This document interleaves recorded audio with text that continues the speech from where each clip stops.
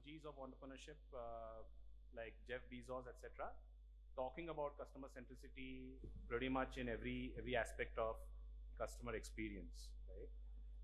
But what what has changed, or has it changed at all, is something that our illustrious panel will sort of shed some light on. How is AI impacting the way we think about customers, the way we think about customer experiences, the way we innovate around product use cases, and so on and so forth? We'll talk about three large themes today, and so that you can keep that in your mind. The first one is really, how is AI changing anything, or is it changing everything, especially in terms of the right problem framing, right data, right use cases. The second one we'll talk about is, are regulations or regulators keeping in pace with with companies and the way companies want to innovate. And the third one we'll talk a little bit about is the cultural revolution that is required to actually implement such use cases in real life, right? So I'm your moderator. My name is Shashank, and today I have Shruti, Mitesh, Sivaram, and Saurabh. So Shruti heads customer obsession at Axis Bank. She's an EVP there. Mitesh is CTO of Simbo Insurance. Sivaram is the CEO of Zamsters. Zamsters is a growth and marketing consulting company. And Saurabh, on my far left, is a strategic advisor to Healthify. He's also a serial entrepreneur in the healthcare space. So my first question is, really to Shruti. And Shruti, as you look at this this word, and like I was telling Shruti just before the meeting, that she's very, very relevant to the conversation we're having today, because leading customer obsession in a large private bank, very well respected. How are new technologies like AI, machine learning, are they changing anything in the way you look at how to think about customer use cases? Are they changing nothing? So where are we on the spectrum? If you could sort of talk a little bit about that. So thank you, Shashank. Absolutely delighted to be here. And it's been a great conversation, the few minutes that we've been just chatting.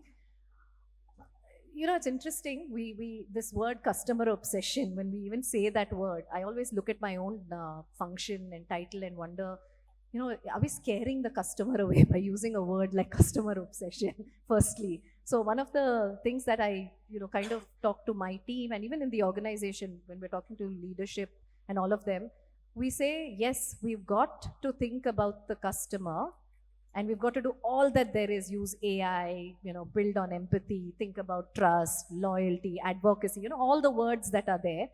But it's not one way. What are we getting in return from the customer? Because that is really the shift that we're also looking at, that will the customer also be doing more with us, or is this focused one-way effort from our side, using tech especially, to just get attention, nudge them, do more, and constantly, because today everybody is doing that. Every product out there, every service out there. I mean, just look at your phone right now. What are your unread sort of messages? It's from some product-centric or service-centric company nudging you. So coming back to your question, how are things changing?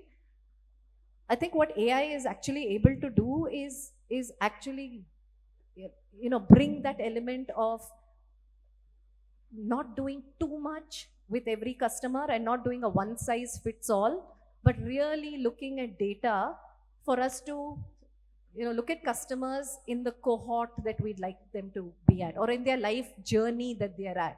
So something that we are doing, for example, we look at it in 2-3 ways. We are saying a customer for us is, of course, what type of a customer would that be? More from demographic, and that's a standard segregation. But that is so important because you're looking at the customer from their location.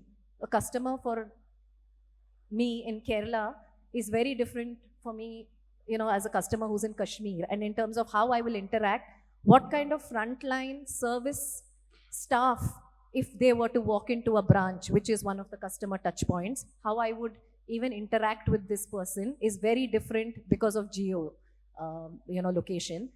Second, I have customers today who are across the age groups, right? Like we're dealing with almost now Gen Alpha and Gen Z, all the way up to senior citizens. Some of them are like, don't talk to me, just make your app work, give me that experience. I will deal with you when I want to deal with you, which could be 2 a.m. in the night. But we also have a senior citizen customer who wants to do just about enough, but also come to a branch and expect every answer, to the extent they might walk in and be like, I didn't get the checkbook which I was waiting for, which you delivered.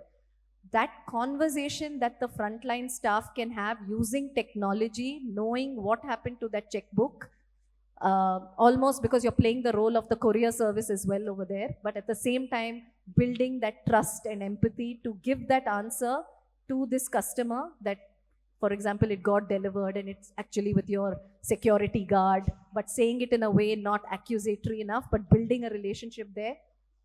Technology is able to do that for us. So it's not about saying, hey, I'm right, I've got all the information, but how are you using that? So there comes the third part which you spoke about, which is the cultural piece. Now, how you handle some of this, like your relationship managers, most of you, I'm sure, are with banks and you've got a relationship manager. Relationship managers also have multiple customers, but how are they engaging with you? Are they only selling, or are they really building, this solid sort of relationship with you where they're talking to you about what you need at this point in your life? And that can come again only from data. Is this the point that your child needs an education loan and is planning to go to study abroad? So, how can I assist you with what you may need? So I think just understanding or knowing your customer better and almost in a more distinctive way than just being like, I answer every call of the customer and I'm there whenever the customer needs me. I think that is just expected. That is just good. How are you distinctive from everyone else? I think that's the journey we're really on. And tech and AI is beautifully enabling us to build empathy and trust. And I think that's the journey we're on. Yeah. Oh, fantastic. Fantastic. I think, I've been a customer of Axis Bank, and I get scared when people say that, but yeah, go on. yeah. No, the way I look at this is, what I understand from you, Shruti, is that technology, especially artificial intelligence, is not just a buzzword in early stage companies.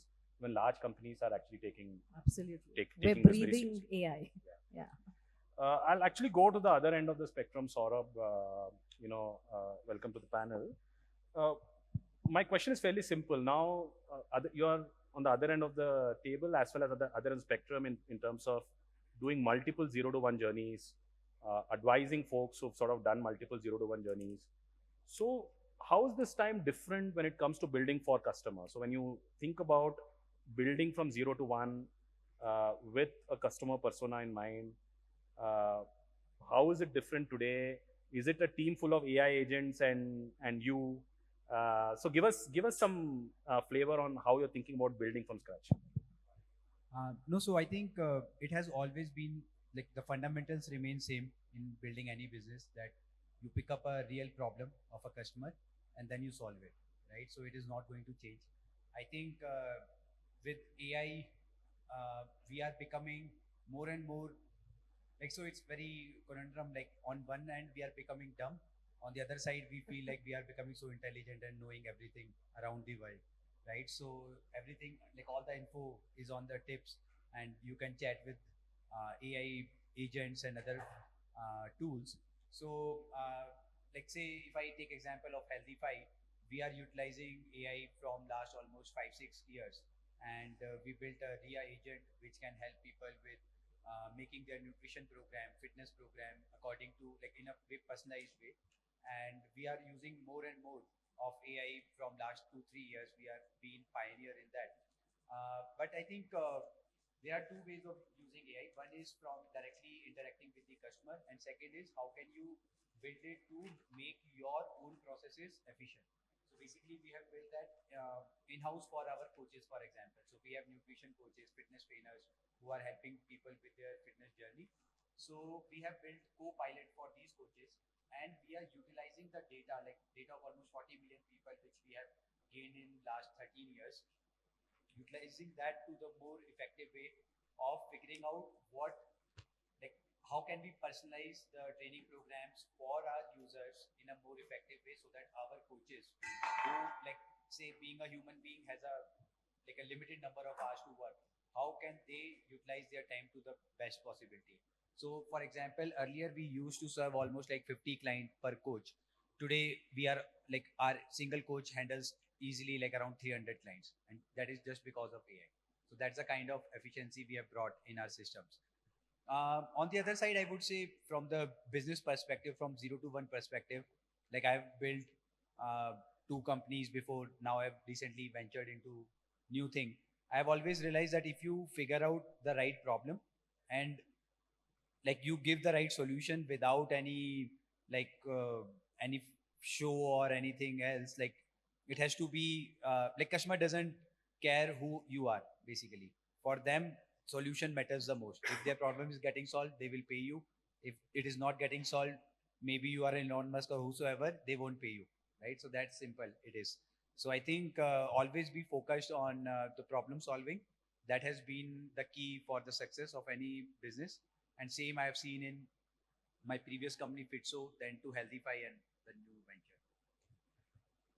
Great, awesome. I think, Mitesh, I want to ask you, a lot of the, when you think about customer, you think about an individual, but you serve businesses at scale, right, as Simbo. How do you think about this aspect of, artificial intelligence-led thinking when it comes to customer-centric approach in businesses, B2B models? Thanks, Saurabh. So, look, customer-centric, first of all, I think while it has been a buzzword, I personally believe it's more an operating system than how your organization operates, rather than just a function which you are trying to change, right? For a younger organization like us, which has been around for 8 years, it's easy because we come from that mindset. But irrespective of business or individual, what and customer-centric has been there always. But what specifically AI has given us, or machine learning for that example has given us, is for the longest period of time, like 3 years ago, and Saurabh would echo that, customer centricity was a lot around PII data profiling, right? Who is Mitesh? And try to give a customized experience to Mitesh.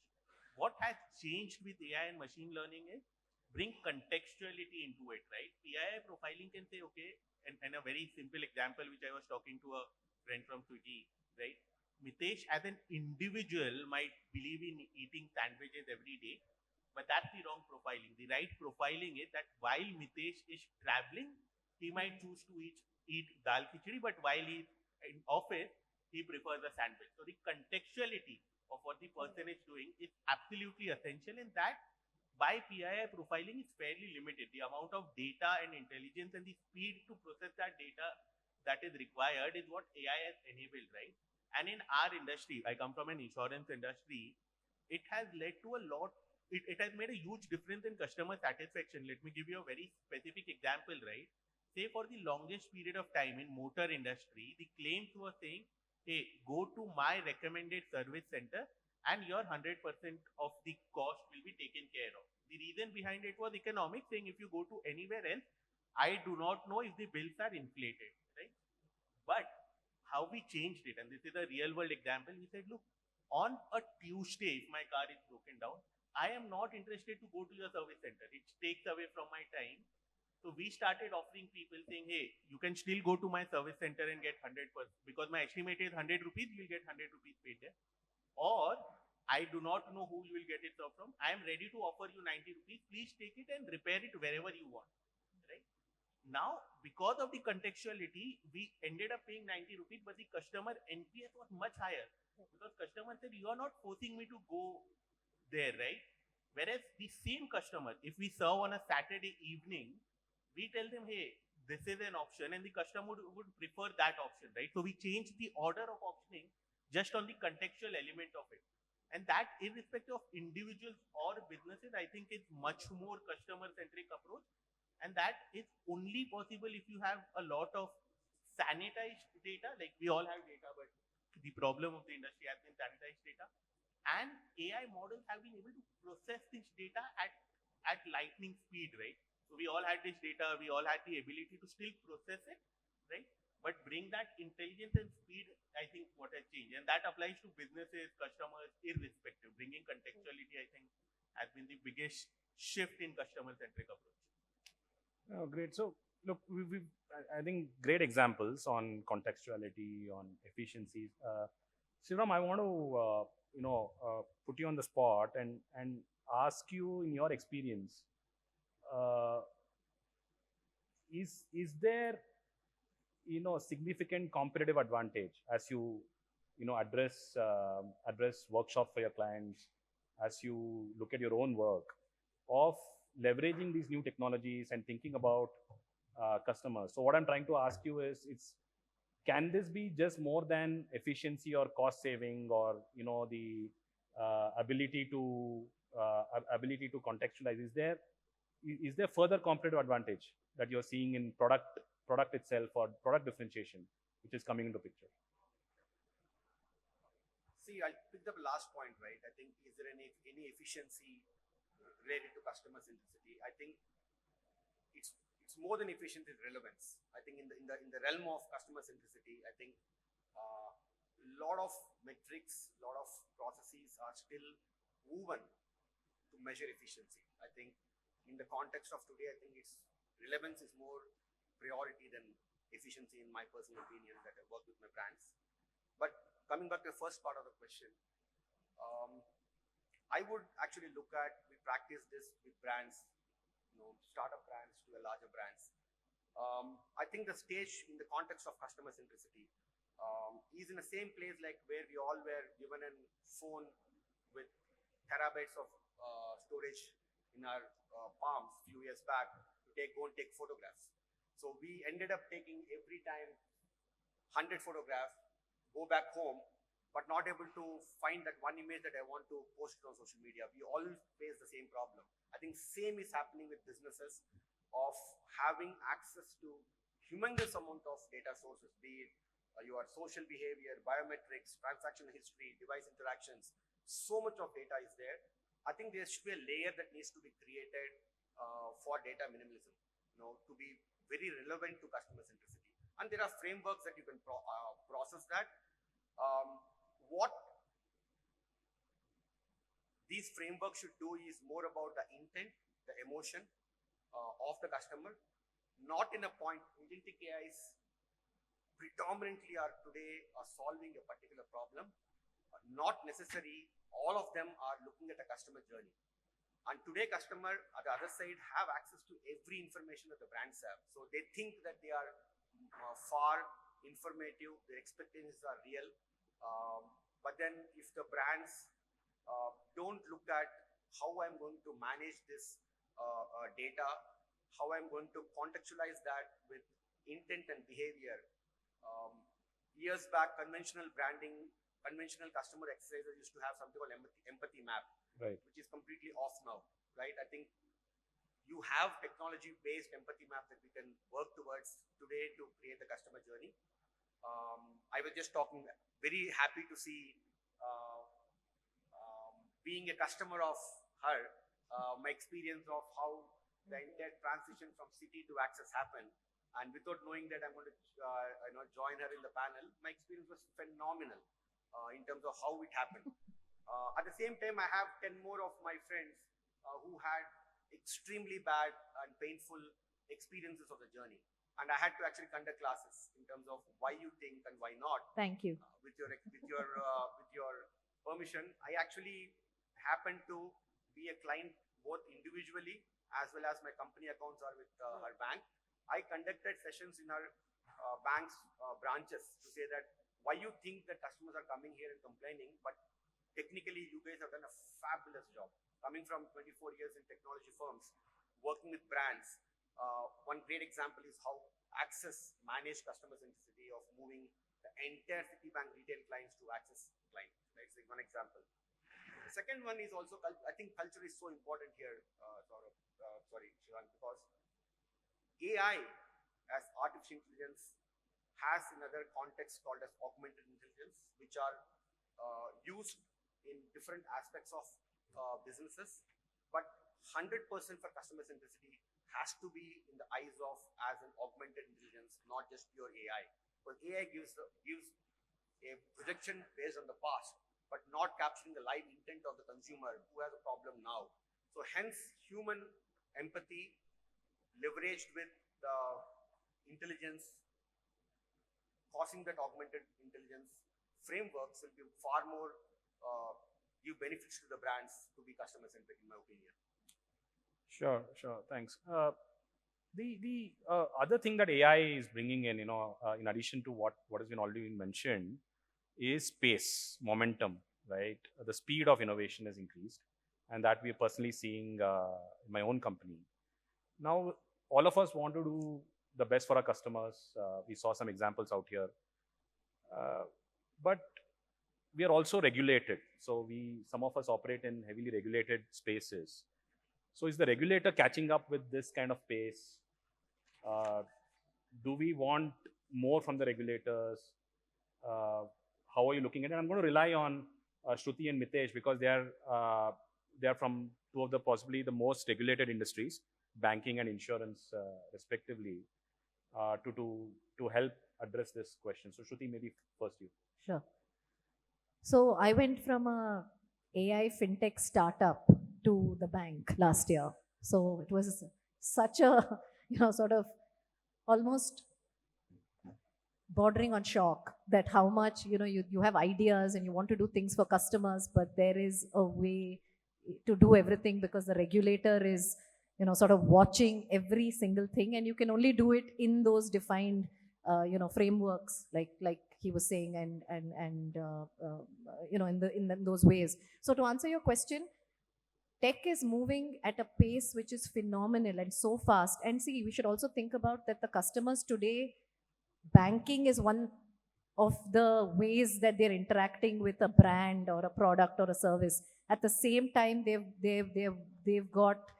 buying from some of these other, amazing day-to-day brands, which, are showing them creativity at the next level in terms of understanding them and all of that. So yes, when it comes to that, I think, the pace of the regulator is not as fast as the way technology or even just ideation in terms of on the bank side is going.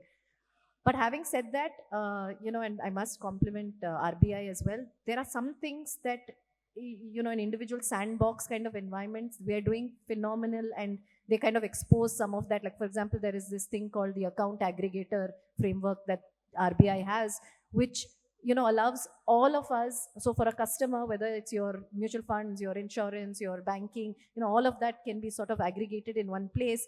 But that again then doesn't talk as much to what AI can do within the organization in terms of consent, in terms of many things that we should be fast enough to get the customers buy-in because of the way it's all structured, by which we can use this to do much more. So I think in that sense, where there is a lag and it will lag. But when you look at what other countries are doing, for example, the EU AI Act and all are doing quite a few, things on some of the fronts, which we think maybe us as an industry also could catch up faster. So I think we're in a good place, but not as fast as we would like. And we are regulated by the regulator, and we will sort of follow. But we're working with them, and I think they're very open. And so I think now the industry is coming together as well, and working along with the regulator to see sometimes can we squeeze in, a new idea or try something new. But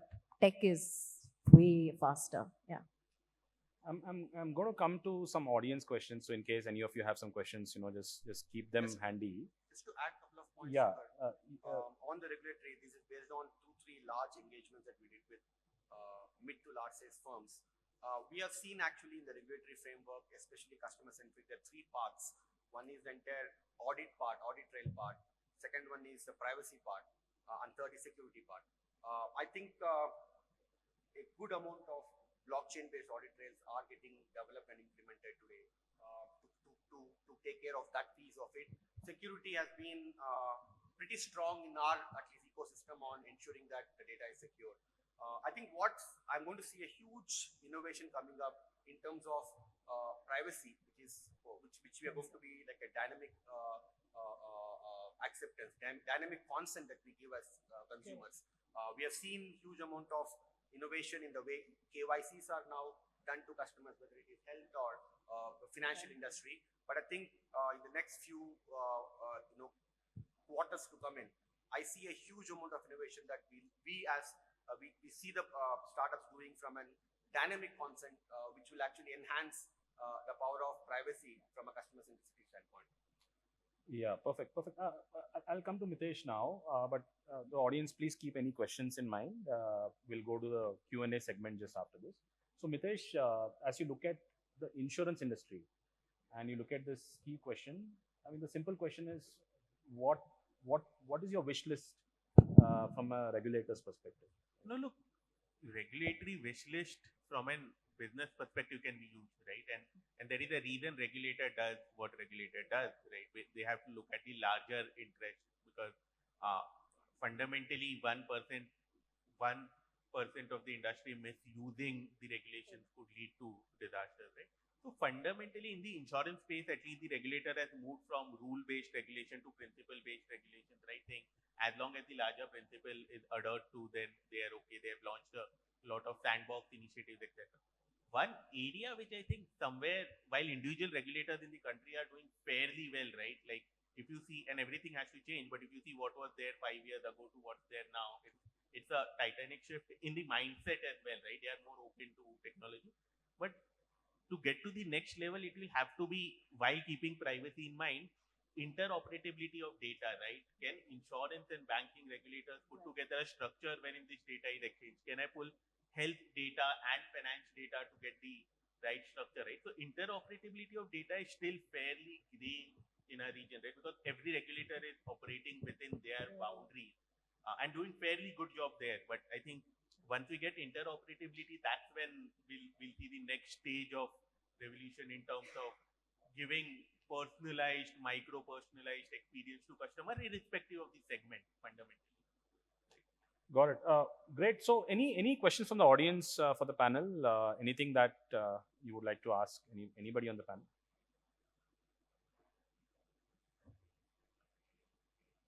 Please, one day. Please. Name is Anish.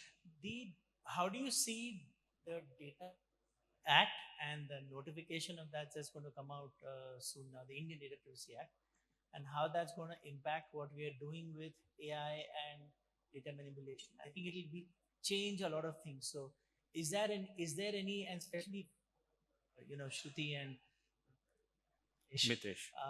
in your regulated areas, is there a conversation with how that's going to impact what you can or cannot do? I feel some of the processes that the government apps are doing are actually more customer friendly than what some of the banking apps make me do. So just the Aadhaar enabled KYC, I find that to be phenomenal, especially as compared to anything which is happening in other parts of the world. But just banking app process, it makes it so difficult for me.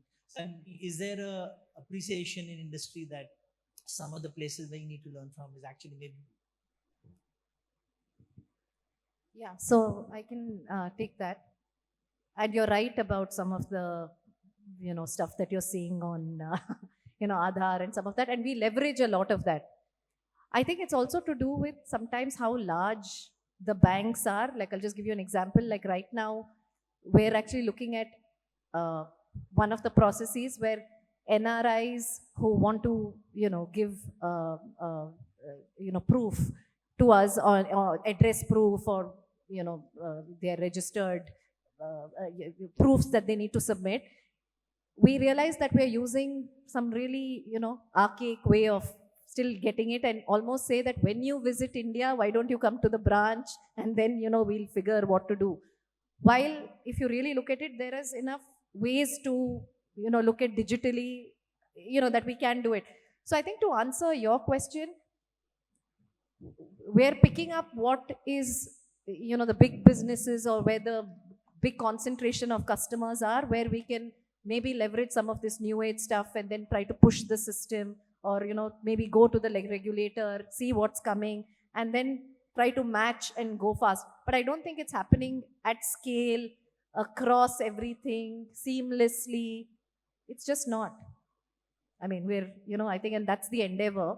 But today it's really picking up which is the customer cohort we want to really go after, and where the noise is coming. And I think AI again helps us there, because earlier you would just look at AI is sort of doing some mapping and telling you complaints is in this area and maybe you can do this. But I think today we have flipped it to say what all happened to solve something for in that complaint for that customer, and how many times did the journey, for example, even break there, or something could have already been done so that we never ever see that kind of a complaint again, right, from the customer. So where can technology be used there? So right now it's in a trying to find out space, if I was to be true to what I'm answering. Yeah, I'd like just to add one thing before you respond, Nitesh. I think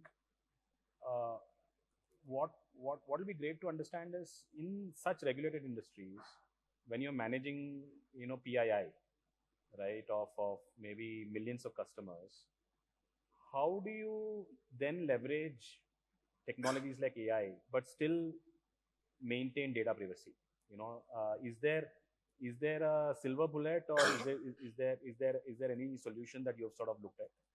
Look, I think both questions, the fundamental idea is saying we'll have to protect PII. That is there. I don't think it's a silver bullet, or there would ever be a silver bullet. It's a continuous evolving process. You will start anonymizing data. You will start identifying individual by a persona rather than a name and an age and a gender, right? So we'll keep on doing this. Even the current act, which is, again, we'll wait for the exact note. But if you see in the past, the discussion of the draft, I don't think anywhere it is restricting us to serve the customer in a right fashion, right? It will probably lead us to rewire a few processes, redo the things, or do things which we do in a slightly more controlled fashion, slightly more customer protected fashion. But going back to first principles, it might restrict me from selling my product to you. But if there is a risk or a need that you have, it will never restrict me to solve that need or mitigate that risk, right? That is the purpose of the government and the regulator end of the day. So I think it will just rewire a few things, but what we are doing or using AI, it's never going to prevent it, right? Because if that's been prevented, then I'm not able to serve you right.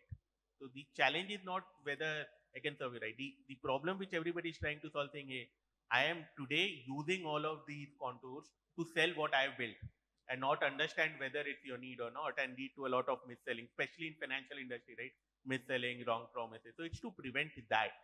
Of course, it will be more restrictive, but eventually we'll all cater, right? India has a smart set of entrepreneurs. Any other question? Maybe we can take one. Yeah, please.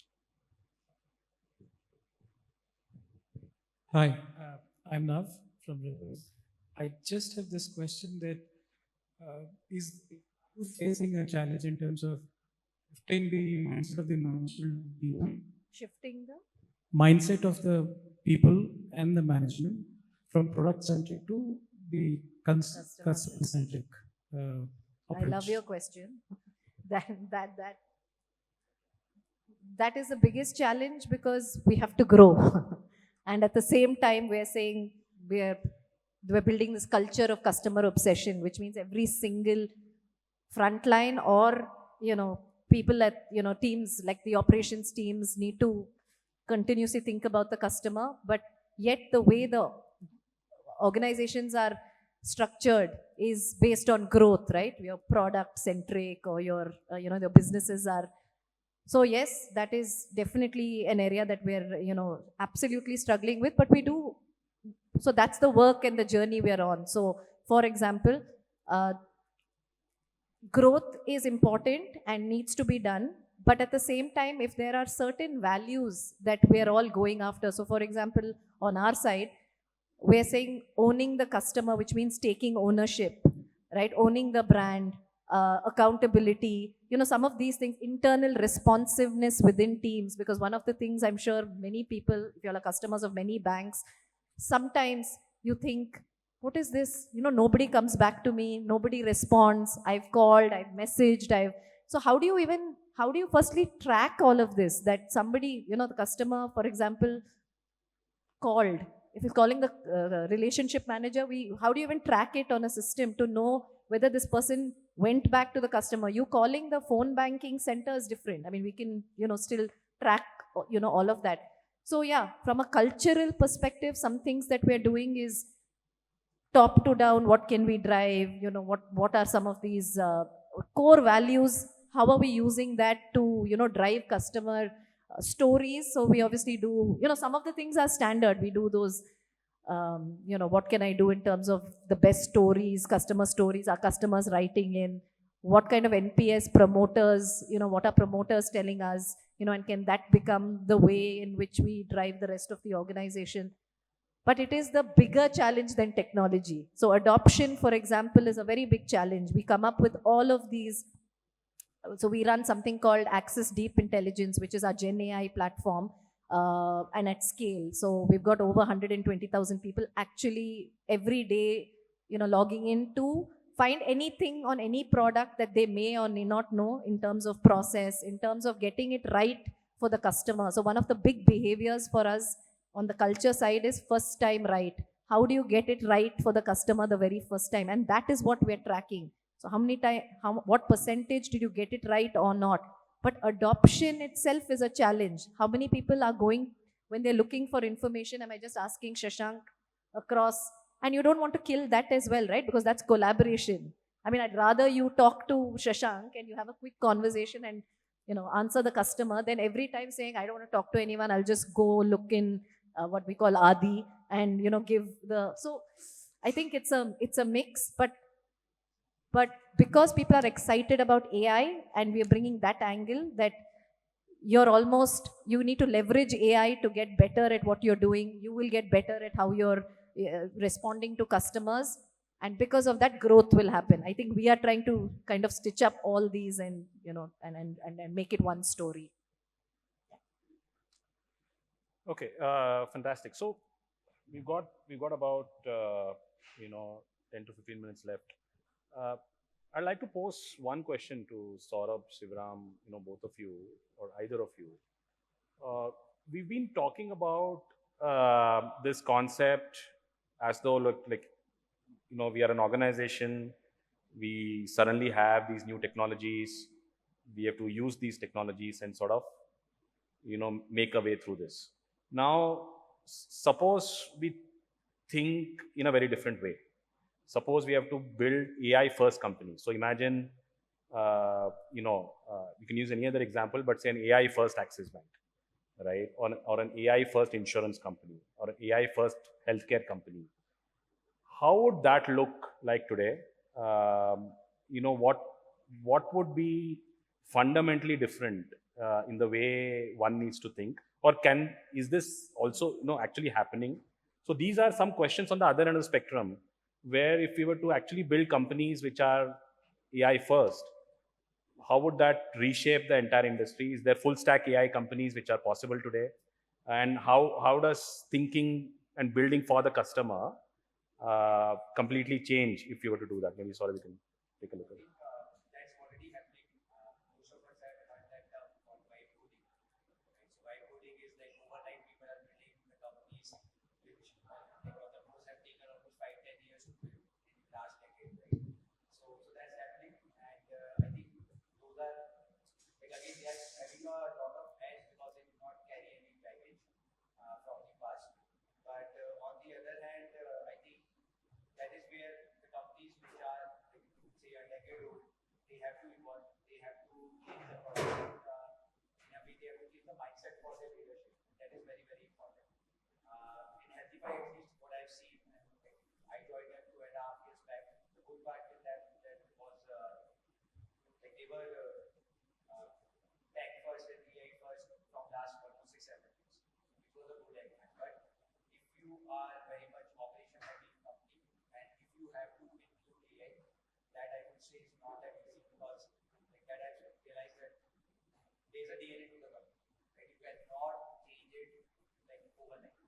that's not very easy. On the other side, if you are a new entrepreneur, you are building a company, AI first, I'm sure you have a lot of it, and there is so much of information which is available to everybody. Like earlier, if you have to build any, like in a new industry, you have to learn that, you have to understand the nuances of it. But today, it is all available through various tools and on the AI, and that's where I think these companies, some of these companies are really becoming successful.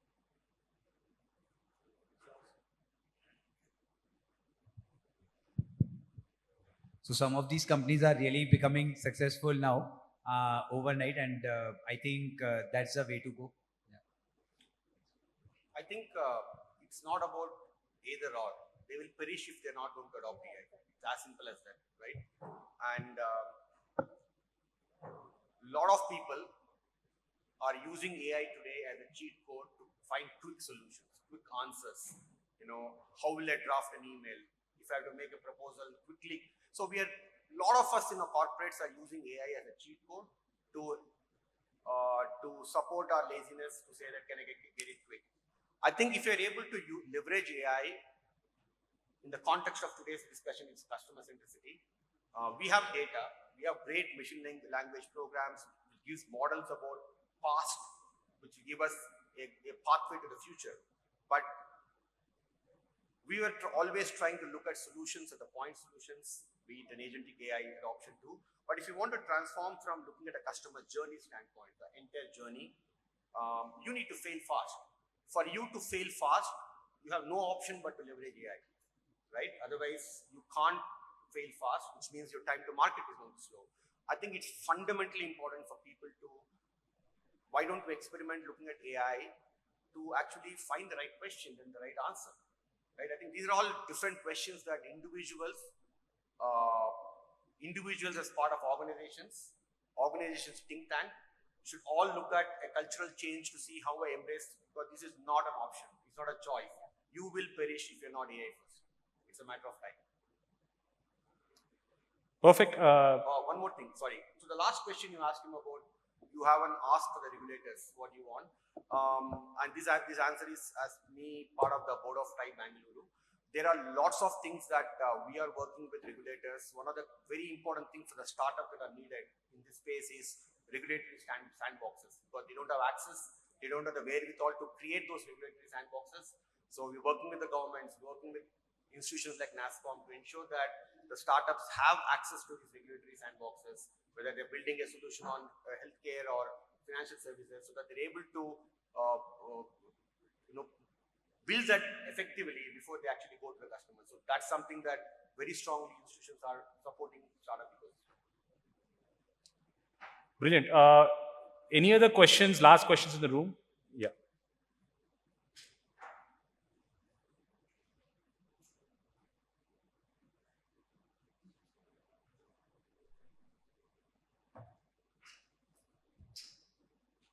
You can just shout it out maybe.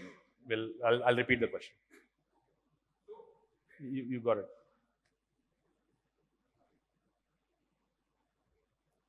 Good afternoon. Yeah. So my question is, with AI, which is handling growing share of customer interaction nowadays, how do you see customer servicing, like physical interaction of customer servicing, evolving across different industries, which used to be the core way of managing customer queries or their issues? So how do you see those evolving in banking, insurance, or healthcare? I think somebody can answer that question. You can take it. I just want to fundamentally tell you that the belief that this is the core way of handling has to change, because the generations are changing. Like my father would go to the bank to deposit or withdraw money. I like to do it via mobile app. My nephew wants to do it via bot, right? Not even log into an app, remember the PIN code. So whatever we are building, we will have to understand that in next 5, 7, 10 years, Gen Z, Gen Alpha and Gen Beta will form majority of the customer base. So the definition of core itself is changing, right? A Gen Beta hates going to a bank, and I'm just taking banking because you're there. Or Gen Beta, for example, hates talking to an agent and buying an insurance policy. I bought my first insurance policy from my uncle, right? Because he sold it to me. Gen Beta wouldn't do it. So that definition of code itself, I think, is shifting more rapidly than we feel. I mean, I completely agree. Hence the need for customer journey to be adopted by companies and brands to see how they can be customer centric. It's not a point, it's not a silo approach anymore. You're going to be living, we are all living in a age where we have 4 personas of customer doing the same transaction with the same infrastructure in the back end to interact with the customer service. How do you service them? Brilliant example, 4 different ways I want to contact. So going back to the intent and behavior of consumer behavior, what we studied fundamentally is coming back. AI is helping us to synthesize that much faster, are able to do more iterative with Gen AI, which AI technologies. It's just an enabler there. Ultimately, it's the process that a brand, to his question, are we from product centric to customer centric? They're all one story. So it's natural to going to happen there. I have one final question actually to Shruti. Can you give us a flavor of how large organizations are dealing with this cultural change, right? Like, I think you spoke a little bit about it, but it'll be useful to understand. For example, one of the examples you gave was the bank's internal deep intelligence platform where you can query. But are there strict do's and don'ts that look, don't put out a lot of information on GPT, or is it left to different teams, right? Because this is a cultural change that large companies have to undergo. What's happening out there, and not necessarily from Axis Bank, but anywhere else that you've seen, Shruti? So all of that you said is standard. We need to do that. So there is almost like a playbook in terms of who does on the front line with the customer. So it is like in the customer journey, like typically let's pick up somebody in a branch, or even digital servicing, right? Today we have digital servicing teams, because today, like he said, he wants to do everything on the app. So, but there could be a time where something doesn't work, he wants to reach the customer. So then what does a digital servicing team do? So I think all of this comes back to some of the values that I was just talking about, right? The standard thing of how fast will you, how can you get it right the first time for the customer? Do you own the customer? Is the ownership in place? Are you listening with intent to what the customer is saying? Are you raising the bar on every transaction? So while these are sort of big lines, but every day the 9 a.m. huddle that everyone in different teams has is simply to reiterate the fact again and again on the culture piece of the customer, which is, so we call it STAR behaviors. So it is start by listening with intent, which is the S. It's T, taking charge. So customer across any of these ways that the customer is reaching us, you take charge. A is always keep promises, and R is raise the bar. So the STAR behaviors is the culture that we're trying to build. So big things can happen, but if you need to do these 4 standard ways of how you live life in Axis for the customer, that's the culture piece. Then comes the next step of, did you use this technology because I've made it easy for you? Did you tell the customer that there are 5 types of products specific to the customer, because in that life journey that they were talking about, senior citizen versus a Gen Z that's walked in or trying to reach you. So I think we have to go back to the basics of what is that set of behaviors you want everyone to live by. So I think that is really the endeavor. And I think we've noticed that when people display these behaviors, they're simply the people who have the higher NPS, they are the people who are growing the business, they are the people whose customers have advocated us and referrals have come in. So that kind of data is the next set of data we are all looking at to see, whether whatever we are doing is making sense or not. So that's sort of how we are doing it. Fantastic. Folks, we are at the end of time. So I'm just going to summarize my key takeaways. It was great having all of you.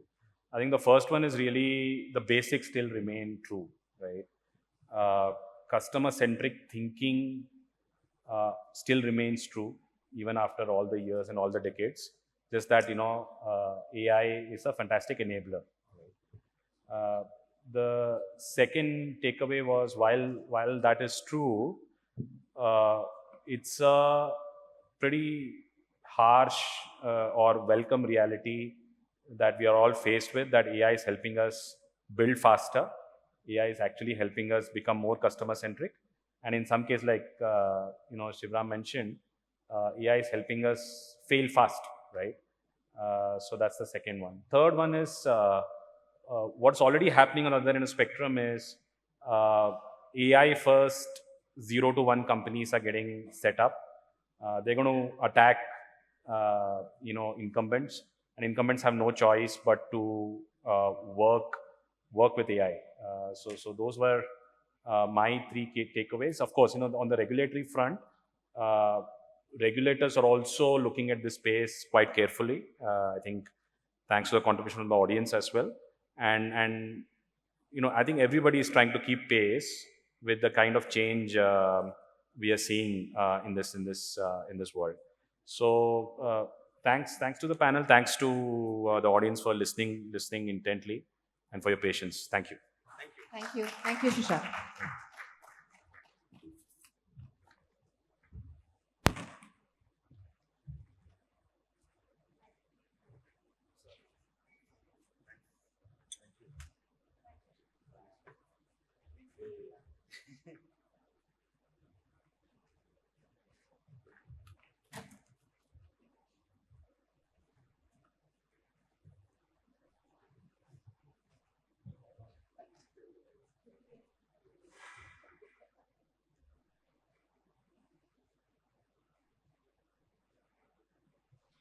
You know what? For the people in the room, give them a big, big, big round of applause while they're posing for the picture so that we put a smile on their face.